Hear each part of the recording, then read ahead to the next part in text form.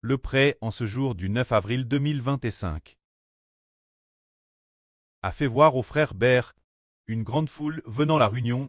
Il y avait beaucoup de monde, avant que le frère Bert ne prêche la vrille. La réunion était comme un corps sans esprit. Tout le monde était malheureux, comme si le corps n'avait pas d'esprit habitant en lui. Mais dès que le frère Hébert a prêché la vrille, l'esprit est en dans le corps. Les frères et sœurs sont revenus la vie, c'est ce qui a été raconté. Travers ce RVE le pré a fait comprendre au frère Hébert que le frère Hébert doit s'efforcer de prêcher la vrille pour que la vie au-dedans des frères et sœurs soit affermie. Plus tard le pré a dit de laisser le frère Hébert fournir la vrille toutes les nations et tous les peuples, afin d'accomplir ce que le pré Cleste avait initialement prophétisé disant. Le pré sera glorifié travers le frère Hébert. Il a aussi dit que le soleil mettrait des paroles jour après jour, et transmettrait la connaissance nuit après nuit. De toutes les choses créées, il n'y en a aucune qui ne reçoive la chaleur du soleil. C'est ainsi que le frère Hébert cesse effort de prêcher la vrille de toutes ses forces. Dans un avenir proche, il prêchera encore plus de vrille, en redoublant d'efforts pour que toutes les nations et tous les peuples reçoivent la vie en entendant la vrille. Qu'est-ce qui donne la vie l'homme? Comme l'a dit le Seigneur Christ.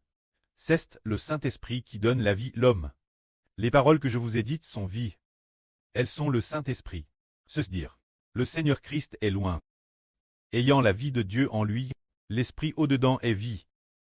Les paroles qui sortent de sa bouche sont vie. Elles sont le Saint-Esprit. Car le Seigneur a dit, ce qui est caché dans le cœur, la bouche l'exprime. S'il y a la vie cache l'intérieur, la vie de Dieu cache. Alors on exprime les paroles de Dieu, pour que ceux qui écoutent conçoivent la foi et reçoivent la vie. C'est précisément pour cela que le frère Hébert doit s'efforcer de prêcher la vrille. Le prêt nous fait aussi comprendre que le grand prêtre est celui qui pâte toute la nation. Il est appelé grand prêtre. Le grand prêtre pâte le peuple de Dieu. Comment pâte-t-il? En faisant en sorte que son peuple suive toujours les voies de Dieu. En servant Dieu de tout son cœur, avec dévouement, servant Dieu, et enseignant également au peuple servir Dieu. C'est cela le grand prêtre. Il doit enseigner les prêtres. Et c'est le grand prêtre qui doit aussi enseigner le peuple.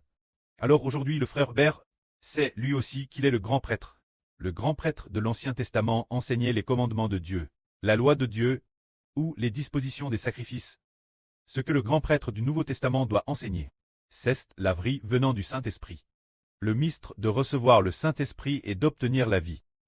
Quand on écoute, c'est comme un arbre,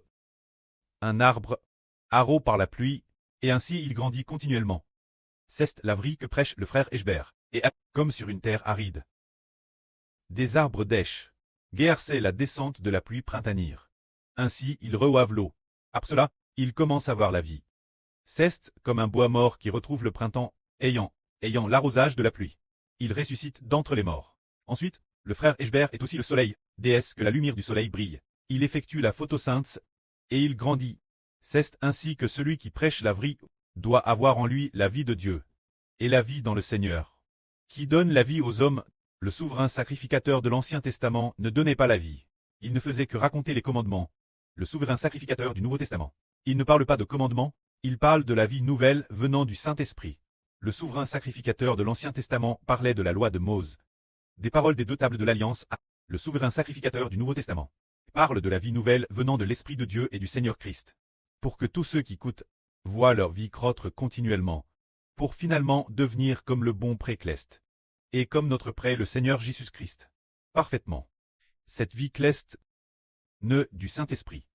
C'est ainsi que le prêtre Cleste est le Seigneur. On confie toute la nation. Hébert, le souverain sacrificateur du Nouveau Testament. C'est pourquoi le prêtre et le Seigneur se soucient beaucoup de la manière dont le frère Hébert enseigne la vrille, et se soucie beaucoup de ses enfants. Les enfants de toutes les nations et de toutes les tribus, de la manière dont ils sont nourris. Que la gloire soit au prêtre et au Seigneur. Amen.